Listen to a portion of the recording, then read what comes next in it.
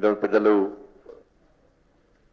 బంజారా గాంధీ ఎప్పుడు నన్ను కలిసినా కూడా ఎస్టీ సమస్యల మీద అనేక విషయాల్లో నా దృష్టి తీసుకొస్తూ వాటి పరిష్కారం కోసం నన్ను పోస్ట్ చేసినటువంటి రవీంద్ర నాయక్ గారు, భారతీయ జనతా పార్టీ రాష్ట్ర ప్రధాన కార్యదర్శి, ఎస్టీ మోర్చా ప్రభారి సోదరి బంగారు శృతి గారు, రాష్ట్ర ఎస్టీ మోర్చా ప్రధాన కార్యదర్శి రవి గారు, ఎస్టీ మోర్చా రాష్ట్ర అధ్యక్షులందరూ కూడా ఎస్టీ మోర్చా ట్రైనింగ్ క్యాంప్ ఉంది కాబట్టి అందరూ ట్రైనింగ్ అయ్యారు.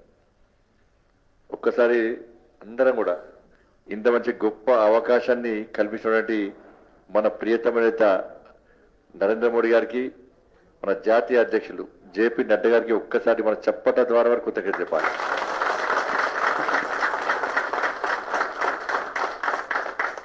ఎందుకంటే ఇంత గొప్ప అవకాశం మనకు మోడీ గారు ఇచ్చారు, జేపీ నడ్డా గారు ఇచ్చారు.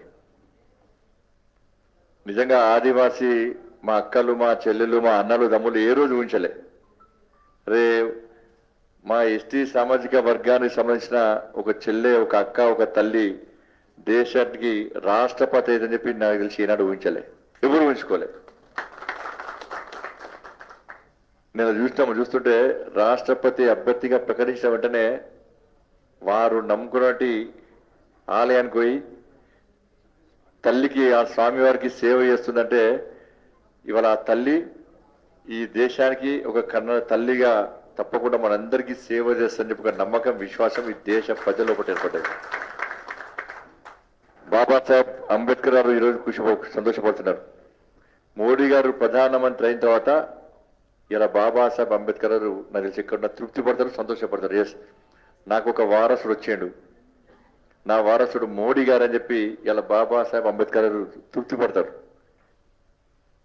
మీరు చూడండి, భారతీయ జనతా పార్టీ ఇవాళ బాబాసాహెబ్ అంబేద్కర్ రచించిన రాజ్యాంగాన్ని స్ఫూర్తిగా తీసుకున్న తర్వాతనే దానికి అనుగుణంగా రాష్ట్ర దేశాన్ని భారతీయ జనతా పార్టీ ప్రభుత్వం పాలిస్తుంది కనుకనే ఈరోజు ఈ అవకాశాలు వస్తున్నాయి. ప్రపంచ దేశాలన్నీ కూడా రాజ్యాంగాన్ని మార్చుకున్నాయి. కానీ బాబాసాహెబ్ అంబేద్కర్ అందించినటువంటి రాజ్యాంగానికి 75 సంవత్సరాలు పూర్తవుతున్న సందర్భంలో ఈరోజు ఒక సాదాసీదా మహిళ, ఎస్టీ సామాజిక వర్గానికి సంబంధించిన ఆదివాసీ బిడ్డ శ్రీమతి ద్రౌపది ముర్ము గారు రాష్ట్రపతి అభ్యర్థిగా ఎన్డీఏ తరఫున ప్రకటించడం నిజంగా చాలా సంతోషం. భారతీయ జనతా పార్టీ అన్ని వర్గాలను, ఈ దేశంలో ఒక మైనార్టీ వర్గానికి సంబంధించిన అబ్దుల్ కలాంను రాష్ట్రపతిగా చేసిన ఘనత భారతీయ జనతా పార్టీది. ఒక ఎస్సీ సామాజిక వర్గానికి సంబంధించినటువంటి దళిత రత్నమైనటువంటి రామ్నాథ్ కోవింద్ గారిని దేశానికి రాష్ట్రపతి చేసిన ఘనత భారతీయ జనతా పార్టీ ప్రభుత్వాన్ని. ఈరోజు ఎస్టీ సామాజిక వర్గానికి సంబంధించినటువంటి ఒక తల్లిని, ఎస్టీ జాతి రత్నమైనటువంటి శ్రీమతి ద్రౌపది ముర్ము గారిని దేశానికి రాష్ట్రపతి చేయాలని చెప్పి పార్టీ నిర్ణయించిన విషయాన్ని ఒక్కసారి ఈ దేశంలోని ప్రజలు ఆలోచించాల్సిన అవసరం ఉంది. ఇవాళ ఒక ఛాయవాడ దేశాన్ని పాటిస్తాను ఎవరు అనుకోలే, కానీ ఛాయ అమ్ముకున్న వ్యక్తి దేశాన్ని పాటిస్తున్నాడు. అంటే ఒక సామాన్య వ్యక్తి, ఒక సామాన్య కార్యకర్త కావచ్చు. ఏ అవకాశాలు వస్తాయి, ఏ అద్భుత అవకాశాలు వస్తాయి, ఎవరు ఏమైనా కావచ్చు అని చెప్పి నిరూపించినటువంటి గొప్ప వ్యక్తి నరేంద్ర మోడీ గారు. మన ద్రౌపది ముర్ము గారు ఒక ఆదివాసీ బిడ్డని మాత్రమే ఇలా రాష్ట్రపతిగా అభ్యర్థిగా ప్రకటించలే. అన్ని రాష్ట్రాల్లో ఎస్టీ సామాజిక వర్గానికి సంబంధించినటువంటి ఆ కులానికి సంబంధించినటువంటి, ఆ జాతులకు సంబంధించినటువంటి ప్రజలందరూ కూడా ఏమేమి ఇబ్బంది పడుతుందని చెప్పి దేశవ్యాప్తంగా పర్యటించి పూర్తి అవగాహన కల్పించుకొని వాటిని నివేదిక రూపంలో నరేంద్ర మోడీ గారికి ఇచ్చిన తర్వాత నరేంద్ర మోడీ గారు ఆశ్చర్యపోయారు.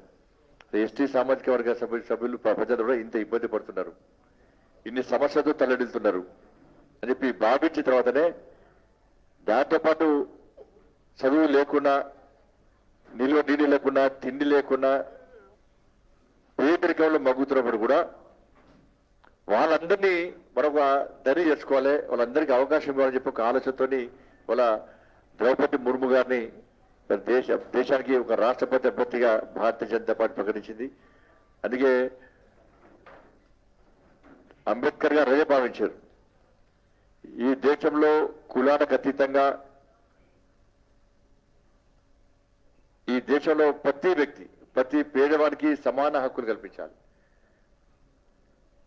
అందరు కలిసిమెలిసి ఉండాలి అని చెప్పి ఒక స్ఫూర్తితోని బాబాసాహెబ్ అంబేద్కర్ స్ఫూర్తినిచ్చిండో. అందుకే భారతీయ జనతా పార్టీ నరేంద్ర మోడీ ప్రభుత్వం కూడా సబ్కా సాథ్, సబ్కా వికాస్, సబ్కా విశ్వాస్, సబ్కా ప్రయాస్ ఆ విధానంతో, ఆ నినాదంతో దేశంలో భారతీయ జనతా పార్టీ ప్రభుత్వం రాజ్యం వెళ్తున్న విషయాన్ని ఒక్కసారి గుర్తుంచుకోవాల్సిన అవసరం ఉంది.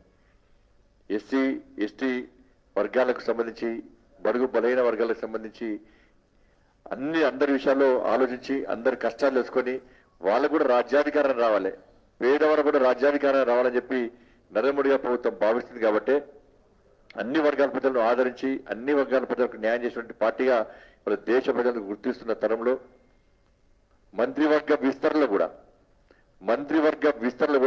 27 మంది బీసీలను మంత్రులుగా చేసిన కంటే భారతీయ జనతా పార్టీది. 11 మంది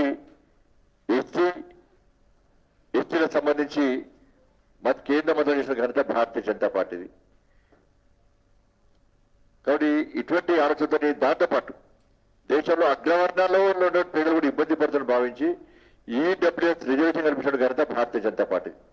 పేదవాడు పేదవాడే, ఏ వర్గంలో ఉన్నా ఏ కులంలో ఉన్నా పేదవాడు పేదవాడే, పేదవాడిని దరి చేసుకోవాలి, ఈ పేదరిక నిర్మూలన జరగాలి, పేదవానికి న్యాయం జరగాలని చెప్పి ఆలోచనతోని పేదలకు సంక్షేమ పథకాలు, పేదల అభివృద్ధి కోసం అనేక ఆలోచనతోని అనేక సంస్కరణ తీసుకొచ్చినటువంటి గొప్ప పార్టీ భారతీయ జనతా పార్టీ, గొప్ప ప్రభుత్వం భారతీయ జనతా పార్టీ ప్రభుత్వం. అంత గొప్ప వ్యక్తి నరేంద్ర మోడీ అని చెప్పి మనం భావించాల్సిన అవసరం ఉంది.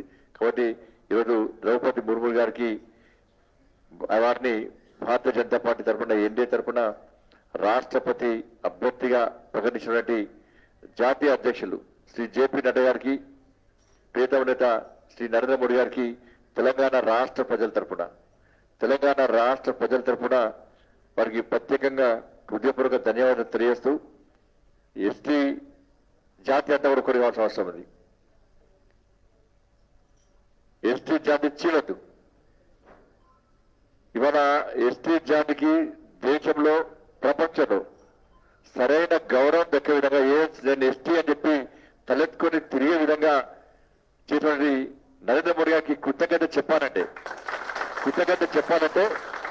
3వ తారీఖు నాడు హైదరాబాద్ లో జరిగినటువంటి మోడీ గారు మార్గనిర్దేశం చేసినటువంటి ఆ బహిరంగ సభకు తెలంగాణ రాష్ట్రంలోని ప్రతి ఎస్టీ సామాజిక వర్గానికి సంబంధించినటువంటి ఆ జాతి మొత్తం కదిలిరావాలి, సకుటుంబ సమేతంగా తరలిండి.